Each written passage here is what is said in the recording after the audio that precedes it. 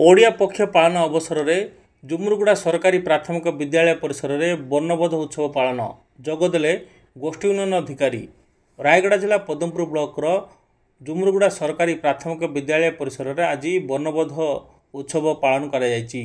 यही अवसर में स्कूल प्रधान शिक्षक गौरीशंकर बेहेरा अध्यक्षतार एक बैठक अनुष्ठित होता। यह बैठक में मुख्य अतिथि भाव पदमपुर बीडीओ कुरेश चंद्र जानी जोग देथिला बेले सम्मानित अतिथि भाव ब्लॉक शिक्षा अधिकारी ऋषिकेश रथ, अतिरिक्त ब्लॉक शिक्षा अधिकारी चंद्रसेन लेमा, सीआरसी चित्तरंजन सेनापति उपस्थित रही पिलामानंकु ओडिया मानकर आद्य बही भक्त कवि मधुसूदन राव रचित वर्णबोध बही प्रतिटी ओडियांकर आद्य पुस्तक पिलामानंकु प्रदान कराइथिला। समस्त पिलामानंकु एही बंटन कराइथिवार दृश्य देखा मिलता।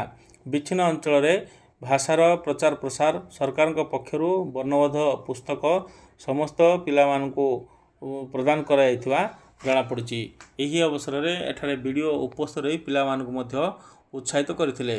ए होची सेही दृश्य वर्णबोध बही पाइबा परे पिलामाने समस्ते खुशी थिबा जनापड़ी एवं वर्णबोध बही सहित चाटशाली पाठ मध्य प्रदान कराइथिला।